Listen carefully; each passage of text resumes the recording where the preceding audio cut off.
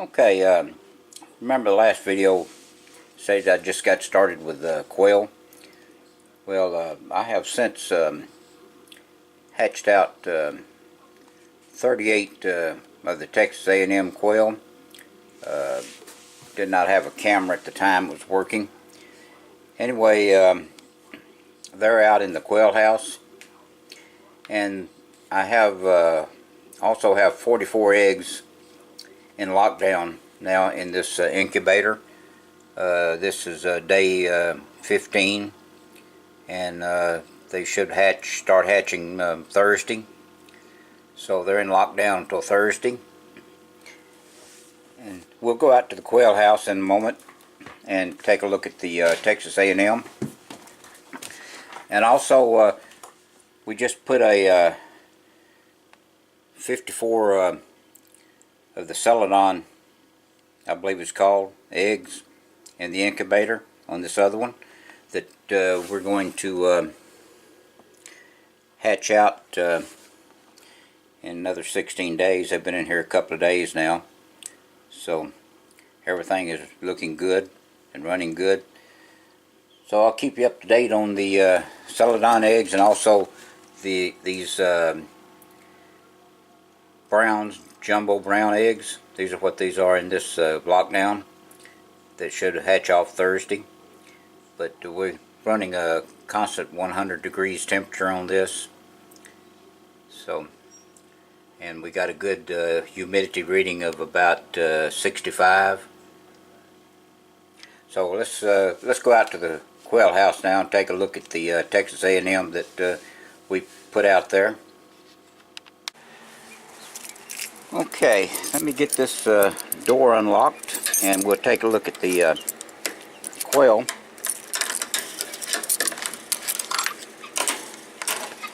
I better lock it back. I've got my guinea keats in here, are almost grown guineas.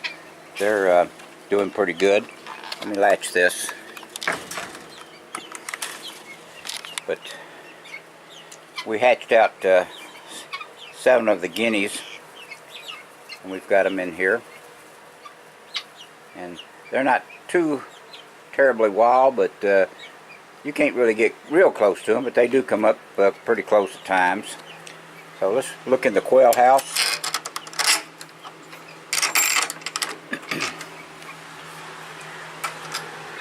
Okay, this is some of the first Texas A&M quail that we hatched out in the incubator. I have 7 of them in here,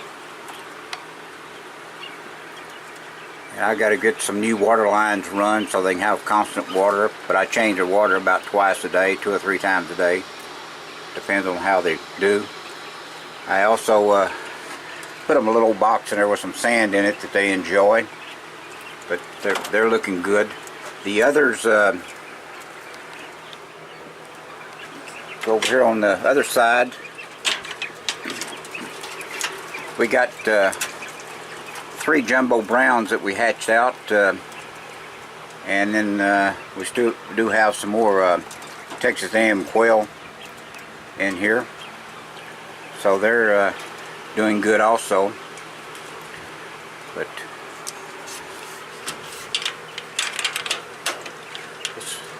close these back up and we'll go look at the other quail.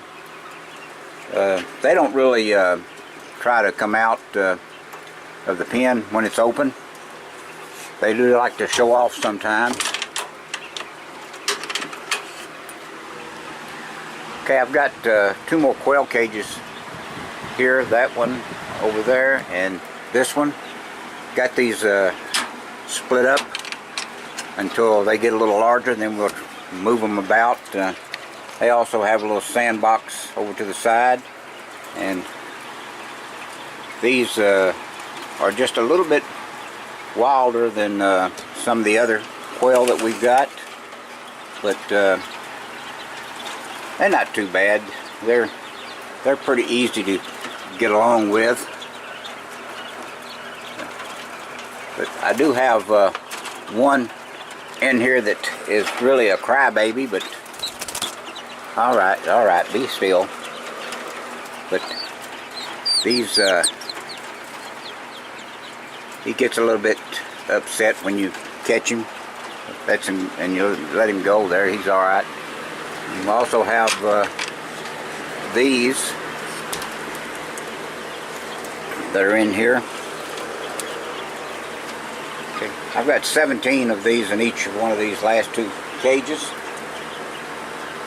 So they're doing great, and occasionally one of them will try to jump out, or will jump out occasionally, but they don't have anywhere to go. The quail house is all fastened in all the way around with wire, and we have a roof up here that has insulation in it to help insulate it from the heat. Do have a fan going all the time that keeps the air circulating in here. But they really doing great now. There's no problem with them.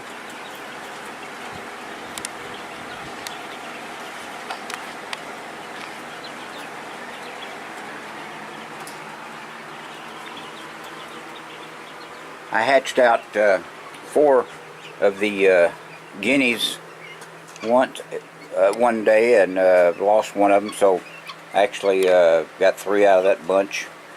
And then we had another batch that we'd hatched out, and we got 4 out of that bunch, which I didn't have that many eggs, just 3 or 4. So they're really doing great also. But, and I'm gonna put a water out, automatic water out for all these birds as soon as I can get around to it. But this is just something that I've just started, learning something new about them every day. But I do have a feeder here that I've seen similar to one on YouTube. But I've got 7 spots all the way around it to take care of all 7 of them if they get ready to eat at the same time. So anyway, my next video will go through the beehives.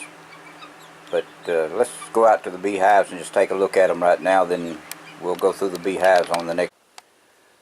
Okay, this is the beehives now. We've got 6 out here. This one is a 5-frame nuke with one on top with 5 frames. This had a virgin queen in it, so she's mated and working good.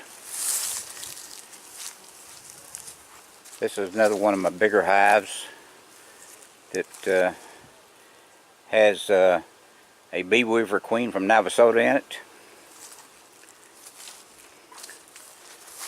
This is another 5-frame nuke, top and bottom, that we had a virgin queen in. She flew out, mated, and made it back without any problem. The first queen that was in this box didn't make it back. She flew out to mate but never returned. Okay, this is another one of bee weaver's queens in this box. They're doing pretty good. I've got 2 brood boxes and a honey super on top of it. This is another 5-frame nuke that we have a virgin queen in, or had a virgin queen in. She's mated and laying good now. I haven't inspected her since she started laying. I did one time just to make sure that she was laying, and she was, so haven't done any inspections on her in a while. So we're going to inspect this hive on our next video also. And then we have this one. This is the first original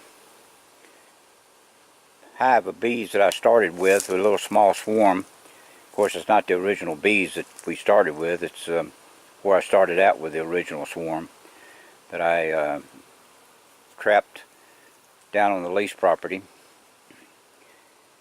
And they're doing great, and I put a new bee weaver no, this has a R Weaver Queen in it from Navasota. I put a R Weaver Queen in this one, and for some unknown reason, when they eat the candy out of the little box she was in, she come out, and I happened to be out here, and here she come out with a red mark on her back. She took off and never returned. She just kept on going. So I had to put another queen in there. We had 10